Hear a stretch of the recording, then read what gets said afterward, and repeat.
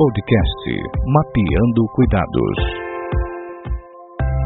Ouvintes da Rádio MPPI, eu sou Carla, promotora de Justiça, estou na coordenação do Centro de Apoio em Defesa da Saúde do Ministério Público do Estado do Piauí. Hoje iniciaremos o terceiro podcast do projeto Mapeando Cuidados, com o tema Saúde Mental em Tempos de Hiperconectividade. Estou com a honrosa presença do professor Railan Silva, terapeuta cognitivo-comportamental, professor do curso de Psicologia da Universidade Unifacide, mestre em Psicologia pela Universidade Federal do Delta do Parnaíba, pós-graduando em Avaliação Psicológica e Neuropsicologia. Professor Railan. Prazer estar aqui com vocês. Vamos conversar sobre esse tema super interessante, importante e que, de certo modo, acho que todos nós estamos aí influenciados pela hiperconectividade. Professor, eu gostaria que você explicasse primeiro o que é hiperconectividade. A hiperconectividade ela acontece através do advento das tecnologias e das redes sociais e a gente fica nesse mundo hiperconectado. Então, na pandemia, por exemplo, a gente teve a primeira vez que um evento de magnitude mundial foi transmitido ali de forma bem direta e a todo instante a gente era noticiado, bombardeado com informações nas redes sociais, na televisão. Então a hiperconectividade, esse aumento, essa expansão grande desse processo de conexão que acontece tanto através da mídia, pela televisão, pela própria rádio, como também pelas redes sociais. A gente percebe hoje que muitas vezes é muito mais adoecedor quando a gente vai para as redes sociais, que aí a gente pode ter alguns prejuízos, a gente pode ter alguns processos de sofrimento que podem vir pelo uso abusivo das redes sociais. Além disso, a gente também tem os jogos eletrônicos, que por meio de conversas, a gente tem grupos, por exemplo, no Discord, que é um aplicativo que ajuda as pessoas a jogarem. As pessoas passam horas lá, às vezes o dia todo, conectado com o Discord, conversando com outras pessoas, jogando online. Então, essa vida online que faz com que a gente fique hiperconectado. Isso é hiperconectividade. E que fatores culturais contribuem para a produção da hiperconectividade? Primeiramente, a evolução das tecnologias, principalmente os smartphones, os outros celulares, o próprio computador, a internet aí com a velocidade nunca antes vista. E também a gente tem o processo do neoliberalismo. A gente tem uma cultura através do capitalismo de produção de um sujeito que precisa ser empresário de si, que produz resultados, que precisa estar ali num lugar de felicidade, às vezes muito colocada culturalmente como absoluta. E nesse processo a gente pode começar a utilizar as redes sociais de uma forma a mostrar que a gente está tendo uma vida ali que é muito saudável, que a gente está com um corpo perfeito, que a gente está produzindo resultados, está passando nos melhores concursos, está tirando as melhores notas. Então vai se criando nas redes sociais essa atmosfera de uma vida de um sujeito que é perfeito. E aí a gente vê que na prática, na realidade, esse sujeito não é perfeito. E aí essa incongruência entre o sujeito perfeito e o sujeito real acaba fazendo com que algumas pessoas entrem em sofrimento psíquico. Nesses casos a gente tem muitas dificuldades das pessoas em lidar, por exemplo, com estrias, Quando a Anitta, algumas pessoas podem lembrar, ela postou algumas fotos, mostrou em alguns clipes as estrias no corpo dela, que é o corpo verdadeiro de mulheres.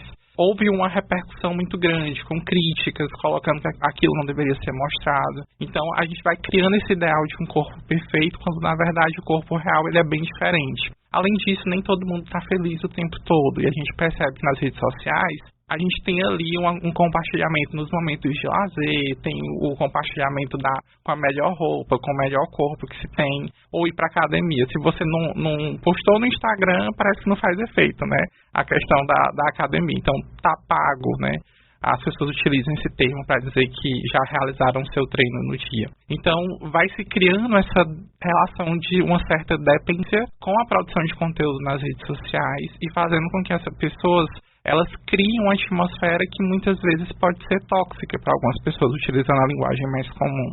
Vai se criando uma expectativa muito grande em que você só pode ser feliz, você só pode ter um corpo perfeito, você só pode ser bem-sucedido. Isso tudo está atrelado à questão do neoliberalismo, que vê o sujeito como sujeito empresarial. Além disso, a gente tem uma cultura muito narcísica, em que a gente percebe que a população, de uma forma geral, está muito voltada para o seu individualismo, muito voltada para si, para as suas prioridades.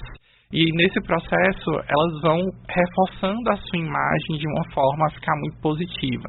Nisso vem dificuldade de tolerância à frustração, vem alguns processos de falta de empatia, vem um alto índice de competitividade entre as pessoas, em que eu preciso ser bem-sucedido e para isso eu vou ultrapassar diversos limites aí que são colocados pela sociedade. Isso gera um cansaço.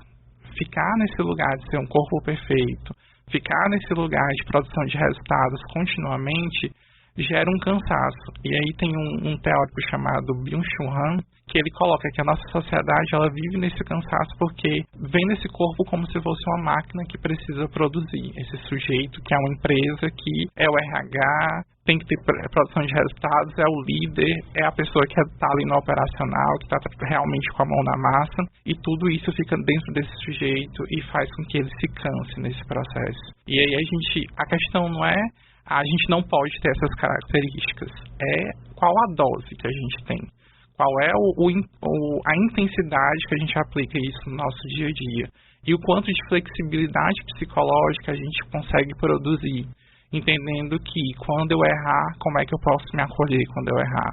Quando eu não tiver esse corpo perfeito, como é que eu posso lidar com essas imperfeições e me acolher enquanto sujeito? Ou como é que eu posso ter esse acolhimento a partir da minha rede de apoio, das pessoas que estão à minha volta? Muito bom, professor Raylan. Entendi que as redes sociais, que isso engloba tudo, não é? WhatsApp, Facebook, Instagram, Twitter, tudo, não é?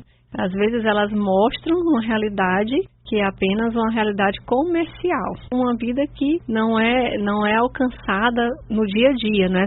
Ou seja, na constância da pessoa. Todos nós temos momentos, né? Daquele momento que você visualizou, mas também temos outros sentimentos que fazem parte da essência, não é? do ser humano, não é? A tristeza, a raiva, o cansaço, a alegria, é um conjunto.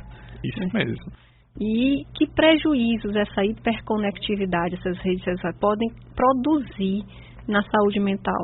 Aí a gente tem esse processo de cansaço, né, propriamente dito, a gente pode ir para um burnout, se é um sujeito que está produzindo a todo instante. A gente tem impactos em relação à autoestima, pessoas que consideram um corpo perfeito, um corpo de uma atriz, um corpo de uma determinada modelo. E esse corpo é o perfeito, se ela se compara, ela pode ter uma baixa autoestima. Então, ela vê o corpo dela com desvalor, vê o corpo dela com desamor. Então, a baixa autoestima também é um efeito que pode ser produzido aí.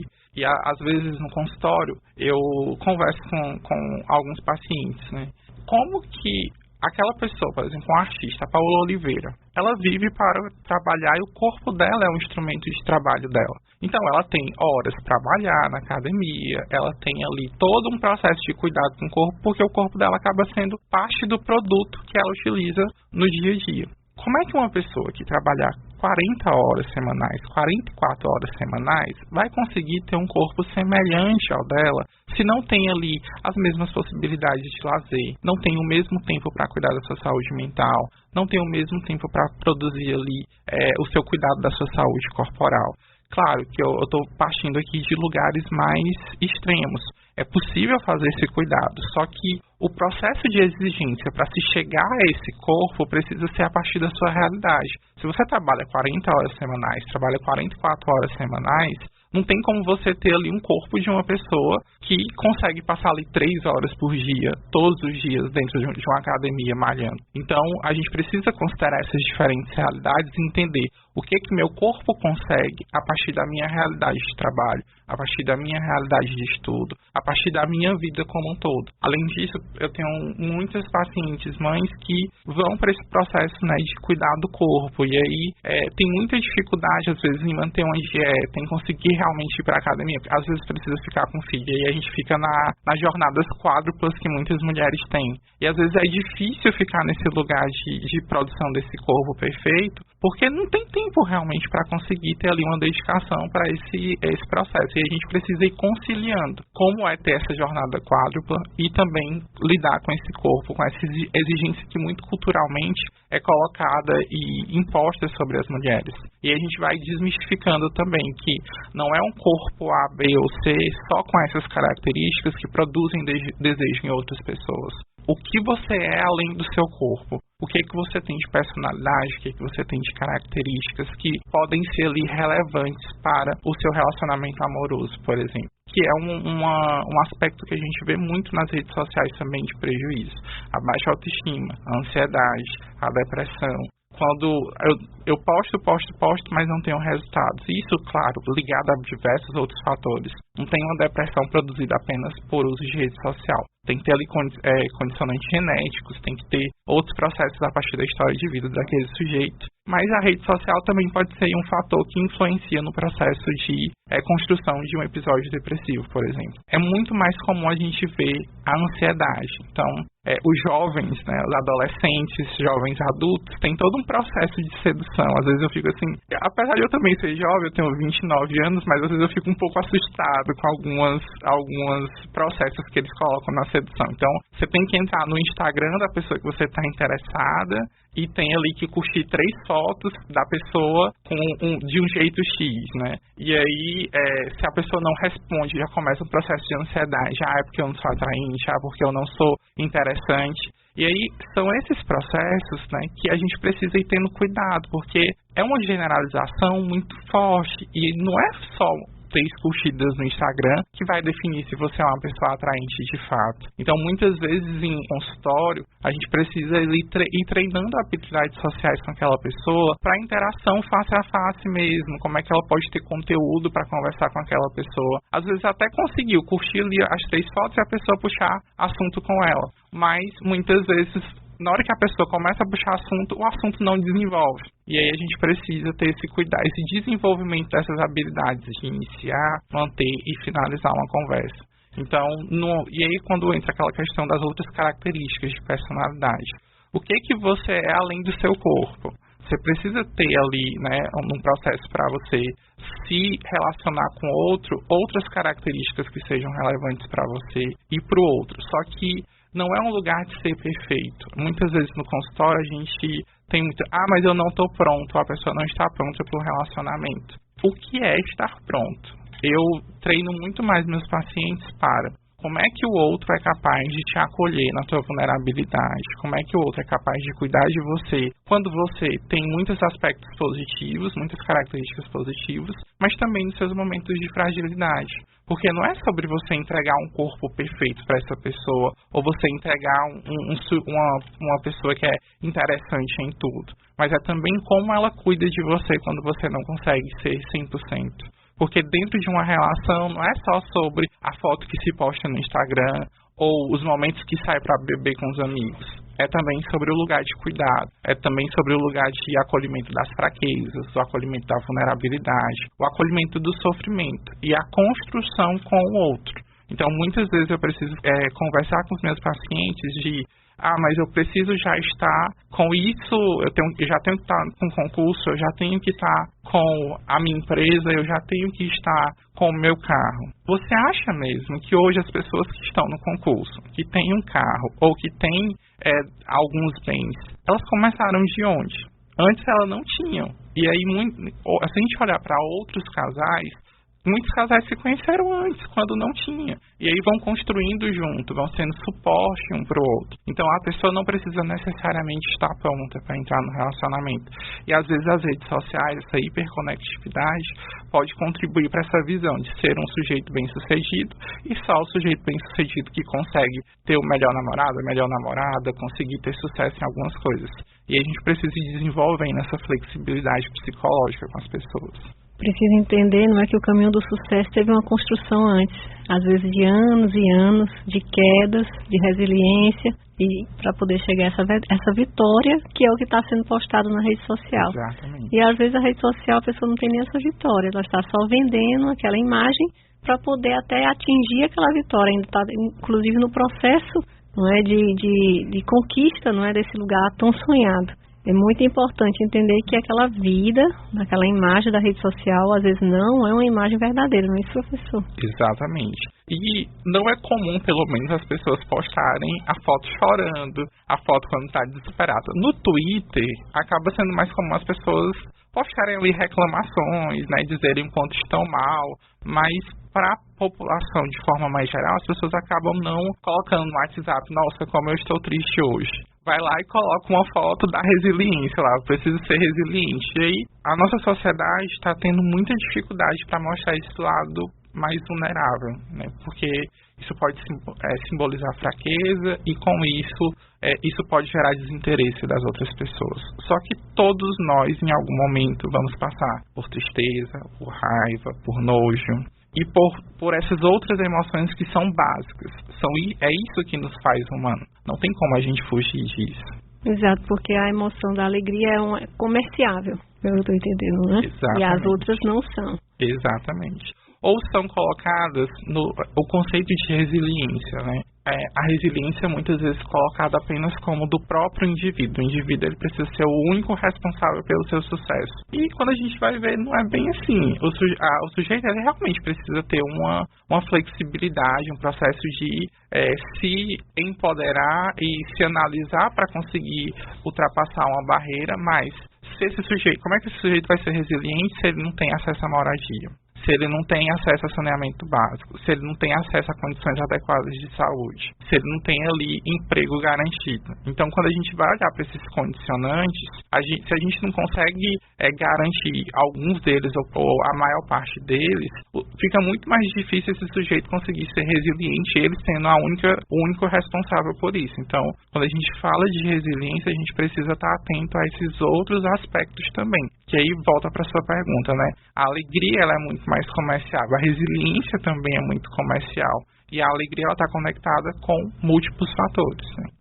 O ouvinte pode não compreender bem o que é a resiliência. A resiliência é essa capacidade que as pessoas podem ter diante de uma dificuldade, conseguir encontrar forças para passar por aquela dificuldade, se restabelecer, se reerguer. De uma forma bem geral, é isso. E como lidar com os prejuízos da hiperconectividade? Flexibilidade psicológica, né? Entender esses múltiplos fatores que influenciam ali nesse processo de baixa autoestima, nesse processo de ansiedade, nesses processos de exclusão que as pessoas podem sentir ao ver ali a outra pessoa como bem-sucedida, ou ver a outra pessoa ali nesse lugar de sucesso. Além disso, voltando um pouquinho à pergunta anterior, um outro prejuízo que é muito comum no uso de jogos eletrônicos, que aí tem a hiperconectividade também, é a dependência desses jogos eletrônicos. Então, pessoas que passam 22 horas, 14 horas, já teve casos que as pessoas passavam 18 horas diante dos jogos ou diante do YouTube, por exemplo, e ficavam ali. Imagine só, você pegar 18 horas do seu dia, o dia tem 24 horas, e aí você fica dormindo ali 6 horas por dia e o resto do dia todo você está diante de um computador sem fazer outras atividades. E aí vem ganho de peso, vem diminuição do contato social, vem dificuldade em ter habilidades sociais. Habilidades sociais são aquelas habilidades que nos ajudam a interagir com os outros. Então, a pessoa ela fica muito restrita ao mundo virtual, que não ajuda a gente a saber como chegar, iniciar, manter e finalizar uma conversa, por exemplo. E aí, já teve casos também, né, que a gente vê muito no consultório, na literatura, de pessoas que elas ficam tão viciadas no jogo que elas vão buscando ali outras estratégias através de autolesão, os diversos tipos de autolesão, para conseguir ter algum tipo de prazer. E aí, quando a gente vê os adolescentes ali tendo algum tipo de autolesão, se machucando com algum objeto perfuro-cortante, por exemplo, a gente tem ali muitos deles acabam utilizando isso para produzir um bem-estar, que não é a via adequada, é importante dizer isso. Não é a via adequada, a gente tem outras formas de conseguir obter esse prazer. Muitas vezes as pessoas desaprendem ou não aprendem de fato a como conseguir esse prazer de uma forma prazerosa. Então, parece redundante, mas, por exemplo, a atividade física. Ao final da atividade física, depois de um tempo, ou durante a própria atividade física, você pode ter uma sensação de relaxamento, você pode ter uma sensação prazerosa diante da vida. Se você tem uma rede de apoio que funciona, que você consegue produzir amizades, se você consegue produzir relações com familiares, ou no centro religioso que você frequenta, ou já tive pacientes que iam para um centro de filosofia, que eram ateus e conseguiam ter esse cuidado conseguem ter esse prazer sobre a vida. E aí, quando a gente olha para os pacientes que vão ali utilizar de outros comportamentos que são prejudiciais para si, a gente percebe que eles não conseguem desenvolver essas habilidades. E aí entra nosso papel, né, como psicologia, de chamá-los para reflexão, de, olha, a depressão, ela tem como a gente lidar.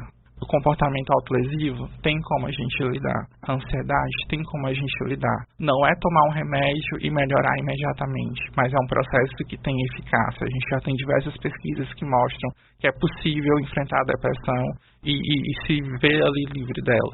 E aí tem um processo psicoterapêutico, tem terapia em grupo, tem terapia individual, tem plantão psicológico, em que as pessoas podem acessar e podem ter esse lugar de cuidado sobre essas questões, seja a depressão, a ansiedade, a baixa autoestima, todos os outros processos que elas podem passar a sofrer no dia a dia.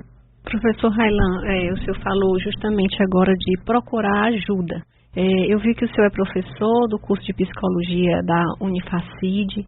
Eu gostaria de saber, eu sei que é uma universidade particular e não é fazendo propaganda, mas mostrando para toda a população que tem onde buscar, tanto na rede SUS como na rede privada, que o senhor falasse um pouco como a pessoa pode buscar aqui na capital, em tudo que o senhor conhece, até na própria Unifacid, como também em tudo na sua vivência profissional, como ela buscar essa ajuda para ela, ou às vezes para o filho, que ela vê que está sem relacionamentos sociais, porque está mergulhado na rede social, ou mergulhado no vício do videogame, ou realmente ela não nem consegue perceber, mas percebe que ele não tem muitos amigos.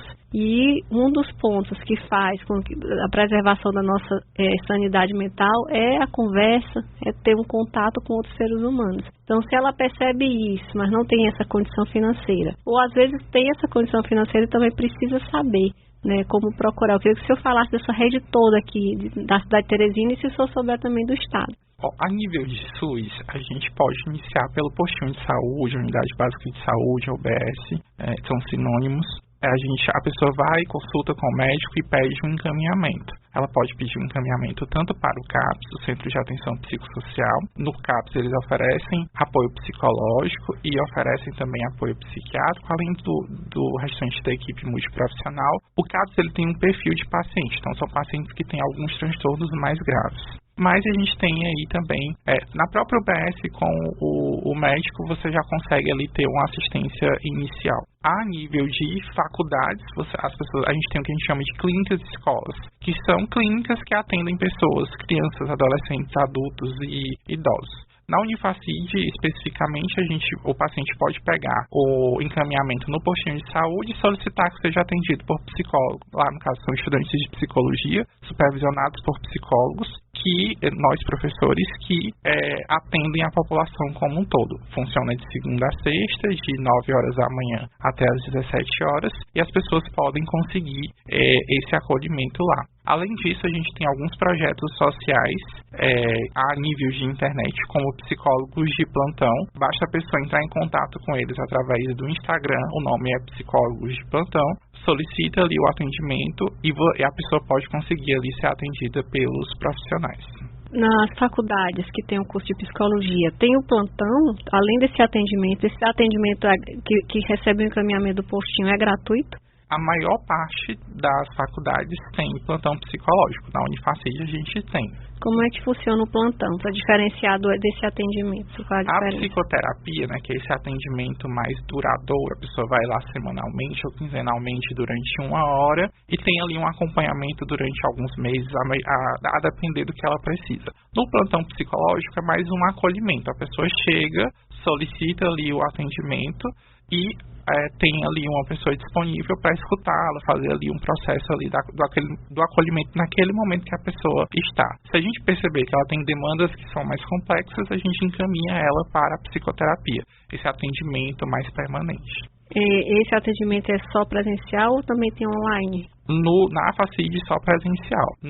No plantão no psicólogos de plantão, até a última vez que eu vi com eles, tinha online disponível. A pessoa tinha direito a até 3 atendimentos de acolhimento, em que ela poderia ali fazer online, por WhatsApp, via Meet, que é um aplicativo também tem, a depender ali das condições da pessoa. Basta ter acesso à internet, conseguir ter uma boa conexão de internet para ter uma chamada de vídeo, e ali ela é atendida por um psicólogo. Professor Raylan, foi muito interessante. Eu acredito que os ouvintes aprenderam muito sobre a questão da hiperconectividade, que está muito relacionada com o adoecimento mental, né, que está conectada e não estamos conseguindo lidar, muitas pessoas. E que esse adoecimento tem onde se buscar uma rede de apoio. Às vezes a pessoa tem dúvida, não sabe se o filho está adoecendo ou não sabe se precisa ou não, mas ela pode procurar esses atendimentos iniciais e aí ela vai descobrir se ela vai precisar ou não se aprofundar nesse tratamento em saúde. Mas fico alerta de que as redes sociais, elas precisam ter um tempo limitado, porque podem causar esse adoecimento até de uma forma imperceptível, né? Na hora que você se depara, você já está completamente sem amigos, né? Com laços sociais, às vezes muito distantes, até da própria família, e aí o dano do adoecimento mental é mais difícil reverter do que do adoecimento físico se a gente não for realmente conseguir procurar o auxílio ou também conseguir perceber. Uma boa forma da gente conseguir analisar isso gera prejuízo nas minhas relações amorosas? Isso gera prejuízo nas minhas relações com amigos? Alguém já se queixou disso? Ou eu estou percebendo que está prejudicando alguma das minhas relações? Está gerando prejuízo no ambiente de trabalho? Ou está gerando prejuízo? Estou me comparando excessivamente? Então a palavra-chave é o quanto de prejuízo isso está gerando para mim, a nível ali de eu ficar incapacitado ou impossibilitado de fazer coisas que eu fazia num outro momento em que eu me sentia mais saudável. Ou seja, a gente tem que passar um checklist para nós, né? Sim. E tentar entender que é importante e não ficar justificando que eu não preciso do amigo, que eu não preciso disso ou daquilo, né? Porque isso aí é uma forma que nós já estamos incluindo pelo nosso subconsciente, né?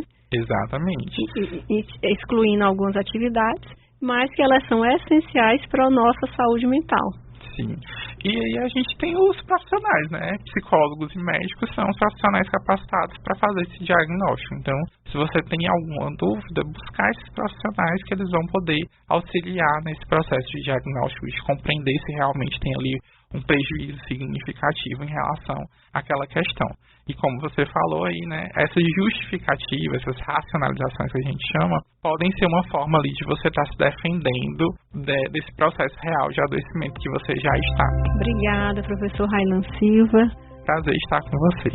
Professor Raylan, que é terapeuta cognitivo-comportamental, professor de psicologia, com mestrado e pós-graduando em avaliação psicológica e neuropsicologia. Terceiro podcast do projeto Mapeando Cuidados, que teve como tema saúde mental em tempos de hiperconectividade. Rádio MPPI apresentou podcast Mapeando Cuidados.